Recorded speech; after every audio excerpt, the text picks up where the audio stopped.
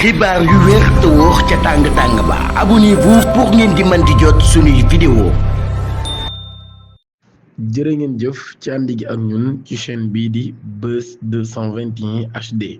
mbirum Mame Dior nan la téléphone ñaari actrices yi daal di basculer enquête bi initialement ouverte pour un présumé vol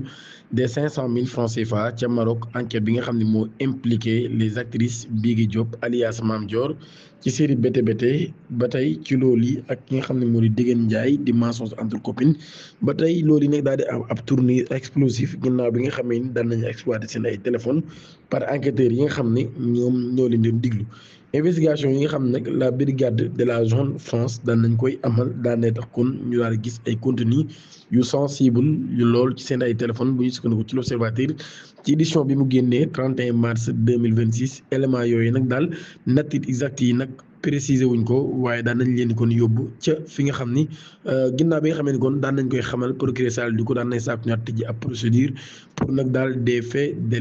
lesbianisme et d'actes contre nature. Enquête bi kon jamono ji daan nañ koy confier la brigade de recherche de Keur Massar ngir ñu mën a investigation yooyu pour le procès le quotidien du groupe Futurs Médias nag daal daan nay xam le ni ba tey ci mbir moomee ñu ngi jéem a sax identifier ay éventuelles ramifications dans ce dossier à l'image de ces récentes affaires similaires. Le procureur ci boobu nag daal daan nay déterminé ngir daaneel bépp réseau bu mel noonu waaye ba démb ci guddi gi nag daal ñoom ñi amaguñ benn garde à vue ci moomee la mbir waaye lu ci mën a am nañ xam ni ñoom ñaar moom jamono ji mbir mi bokk na ci li nga xam ni loolu leen di toppee ci loolu li ñu ngi doon wax ci mbirum As Jonn ak ñeneen mu mel ni kon mbirum borom ñaari tur yi moom fan yi moom moo lëmbee Sénégal. Wally Seck Soxna Aïdara di xam leen nag daal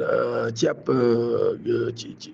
biñ ko introsé ci li nga xam ne moo di gestion autorité bi nga xam ne am na ko ci foyer maanaam ci njabootam rawatina soxnaam si di Soxna Aïdara. Wally Seck nag daal daan nay xam ne nag daal pour trouver ab équilibre ab combat la boo xam ne nag daal chaque jour ci lay nekk mu ni parfois nag daal avec un peu de recul je me demande si cela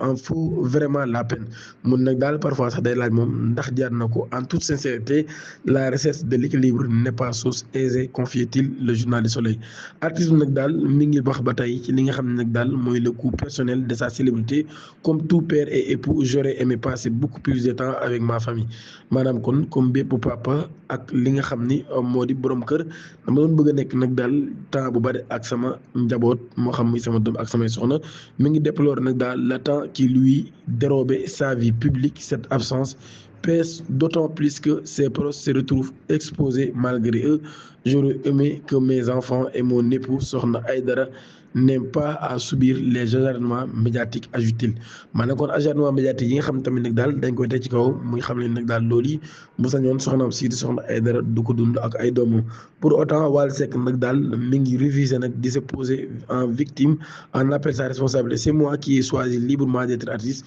je dois alors assumer mon choix. Maanaam kon mu ni man maa tànn nekk artiste dama ko war a